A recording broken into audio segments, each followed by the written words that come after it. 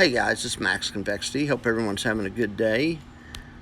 Let's look and see how we're doing on these Defiance funds, and we'll look at some Yield Max ones and everything else.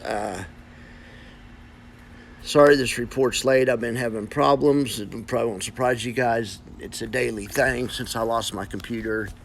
I just don't see how people do YouTube channels from their phone. And I can't even do it this good, which is not good. It's terrible. If it wasn't for Corey's help, she basically did my spreadsheet, but there's still a jillion things for me to do. I've been up since 7 o'clock trying to get this straight. This is like the 10th time I've tried to record this video. We'll see how it goes this time, I guess. All right, so triple QI. Well, so the good news, the top line is us today. The second to top line was yesterday. So yesterday, I just noticed we had 4 out of 5 of them outperforming, which is good. Today, we have only 1 out of the 5 of them outperforming. It's USOI.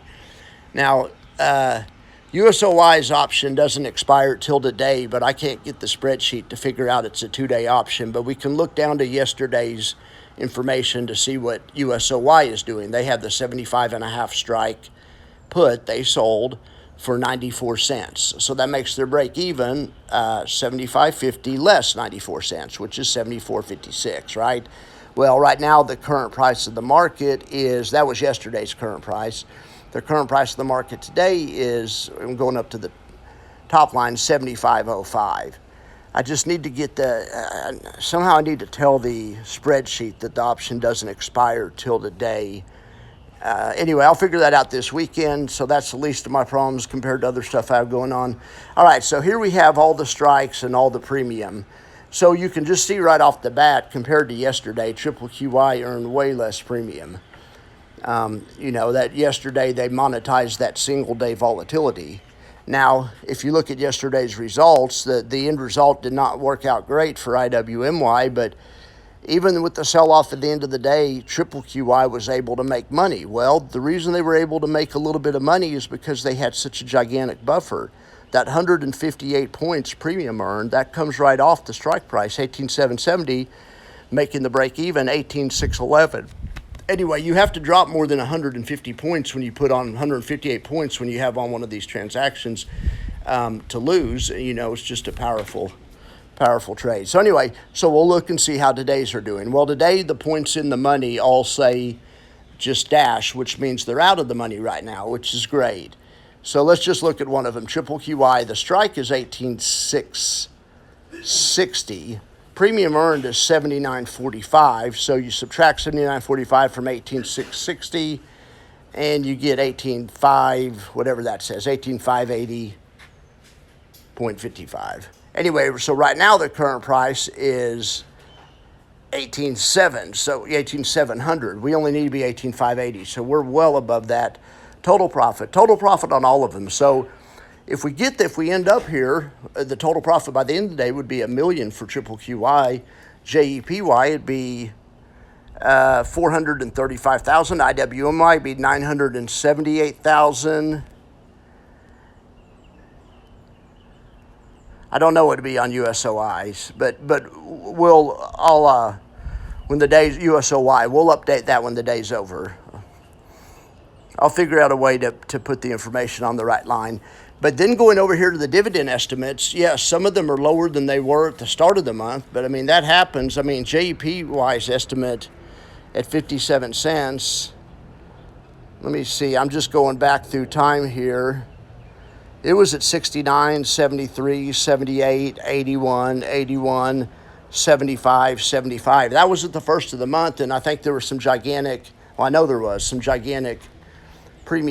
extrinsic premium capture days. They monetized that. Anyway, lately, since the market started going up again, volatility's been falling off. The USOY, I would also caution you on that one. I have no idea. I think that's probably sounds too high. I want to check the math on that. Plus, they haven't paid one yet. So, but I think the IWMY sounds about right at 95 cents. I don't know. Let me know what you guys think. All right, so let's look at some charts. Okay, well, we'll start with Tesla because the Tesla chart is up here. All right, so The yellow boxes are call profit boxes. The red boxes are put profit boxes. Tesla is a bullish covered call fund, and there's a bearish covered put fund, and that's signified by the red boxes. Anyway, we're right between both of those strikes. So both of these, all four of the options right now ought to be expiring worthless. That one's in a pretty good spot. Since I'm over here looking at single stocks, let's look at Nvidia.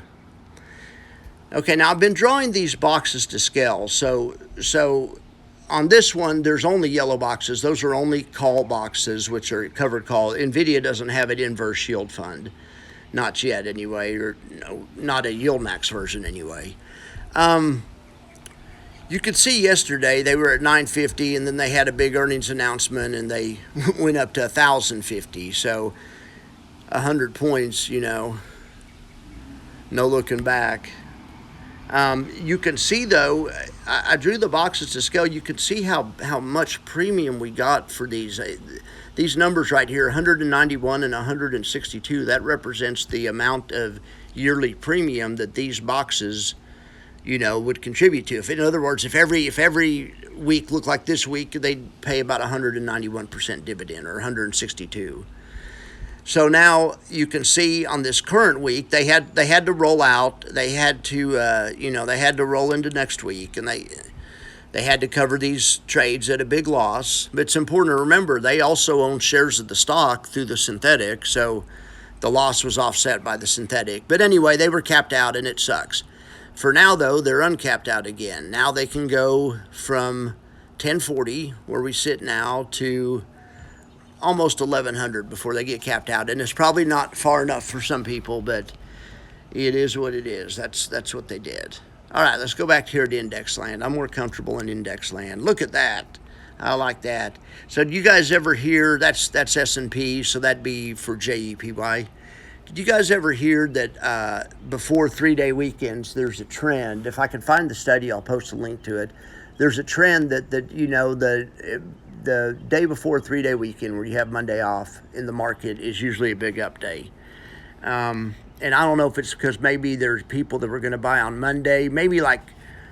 I'm thinking maybe like funds and stuff that have to buy, that not traders or whatever, and maybe people that have scheduled buys or whatever, and they're going to buy on Monday, so all those get moved ahead. And so there's more volume, and I don't know. Well, then also but I've heard CNBC explain it this way. They also say, well, a lot of traders left last night for the Hamptons. They were in the Hamptons last night, and they're going to be there till, as late as they can on Sunday night until they crawl back into the office Monday morning.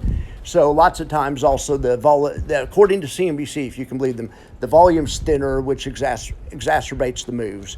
In any event, though, we're on the highs of the day. I would not be at all surprised to see a big blow-up day here today. And after yesterday, it would just, if we do have one, it would just get back yesterday's drop. It wouldn't be like it would get us anywhere, but wouldn't be at all surprised if we close on the highs and have a plus 1% or more up day today. Let's check out Russell. I always say it's either the strongest and or the weakest. Today today's the strongest. Well, look at that. It's on its highs as well. Nice job, guys.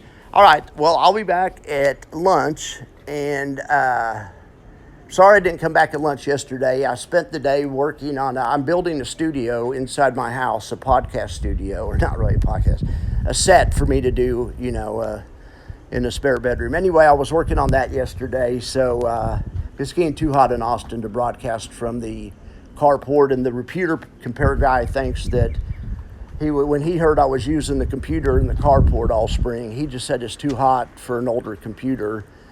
That computer's a 2016 model. So anyway, probably fixing to get a new one. All right, guys, you have a good day. I'll be back later.